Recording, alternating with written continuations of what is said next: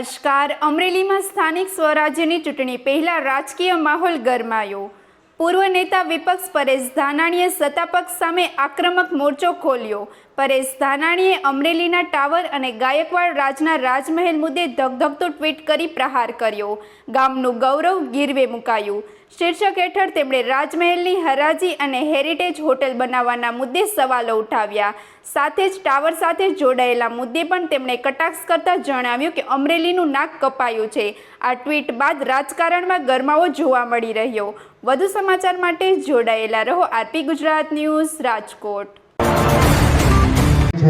એક મિનિટ અમરેલીનું ગૌરવ હરાયેલું છે ત્યારે આખું અમરેલી ચિંતા કરે એવી વિનંતી કરું છું. મારે તમને પૂછવું કે આપણે ગાયકવાડની રૈયત છીએ, આપણને ગૌરવ છે. ગાયકવાડ જેવા મહારાજે આપણને ઘડવાનું કામ કર્યું, હોટીયું મારી નિહાળે લઈને ભણાવવાનું કામ કર્યું. એ ગાયકવાડ મહારાજની છેલ્લી પ્રસાદી જેને કહેવાય ને એવો રાજમહેલ એક અમરેલીની અંદર ઊભો છે ને. રાજમહેલ જોઈ તો આપણી છાતી ગદગદ ખુલે.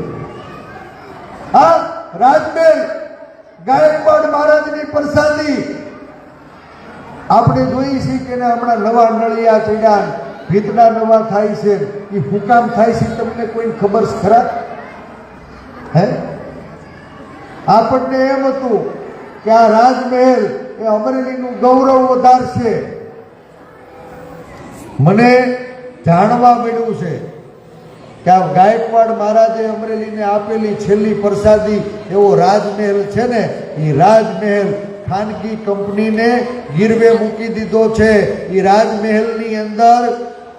રાજમહેલની અંદર હેરિટેજ હોટલ બનવાની છે. ભાજપવાળાએ ચૂંટણી ઢંઢેરામાં કીધું કે અમે આ રાજમહેલમાં હેરિટેજ હોટલ બનાવશું. હવે મારે તમને પૂછવું છે, આ ઓલા મોમાઈના ધાબે ખાવા જવાનો આપણને વેત નથી થતો, આ હેરિટેજ હોટલનું કોઈ આપણે પગથિયું ચડી ગયે ખરા? ભાજપના મિત્રોને પૂછજો કે ગાયકવાડ મહારાજના ગૌરવ સમાના છેલ્લી પ્રસાદી એ તમે કોને ગીરવે મૂકી છે? આ હેરિટેજ હોટલ કોણ બનાવવાનું છે? એ સરકારી હોટલ હશે કે ખાનગી હોટલ હશે? એનું સંચાલન સરકાર કરવાની છે, નગરપાલિકા કરવાની છે કે તમારા મુઠ્ઠીભર ભાઈબંધોએ ભેગા મળી અને આખો રાજમહેલ વેચી ખાધો છે? અમરેલીના મનમાં સવાલ છે. 26 તારીખે મતદાન છે અને દાવા સાથે કહું છું આખા અમરેલીના ગૌરવ સમાન બાપ આ રાજમહેલ છે ને, એ રાજમહેલ સત્તામાં બેઠેલા અહંકારી લોકોએ ઢગલિયું વેચી અને હોટલવાળાને ખોળે ધરી દીધો છે. આજ સુધી ભાજપમાંથી રૂપાળા સાહેબ ચૂંટાણા, સંઘાણી સાહેબ ચૂંટાણા, મને તક આપી, 25 વર્ષ ગયા. આઝાદ ભારતના ઇતિહાસમાં ગુજરાત બન્યું ત્યારથી કોઈએ રાજમહેલને ગીરવે મૂક્યો તો ખરા? એ આપણું ગૌરવ હતું બાપ. મારા તમારા ગૌરવને ગીરવે મૂકવાનું પાપ કરનારા આ ભારતીય જનતા પાર્ટીના શાસકોને આખું અમરેલી ઓળખે એટલી વિનંતી કરું છું. અમરેલી કોનું? મહાત્મા મૂળદાસનું અમરેલી. ટાવર પાસે ગલીની અંદર મૂળદાસ બાપા શાંતિથી બેઠા હતા. મને ગર્વ થાય કે આ તમારો કાર્યકર્તા છું અને મૂળદાસ બાપાને નોતરું કાઢી મંદિરમાંથી બહાર લાવ્યા.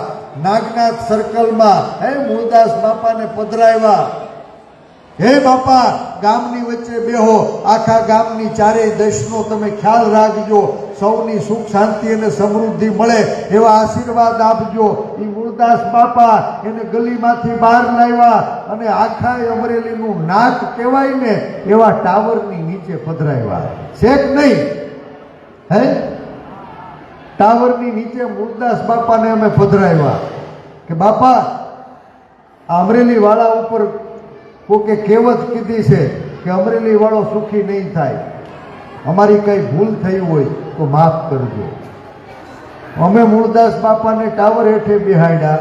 અમરેલીના નાક સમાન ટાવર ઉપર ચાની કીટલી શરૂ કરવાનું ભાજપ વાળાએ વચન આપ્યું. ચાની તાણ છે એને ઘરે બેનું ચા નહીં ઉકાળી દેતી હોય? હે બેનું?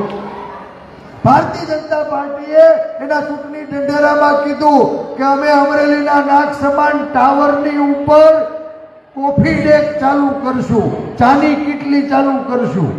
કીધું કે નહીં ભાઈ? તમે સાંભળ્યું કે નહીં? આપણું નાક કાપી નીચે મૂળદાસ બાપા બેઠા છે, માથે ચાની કીટલી.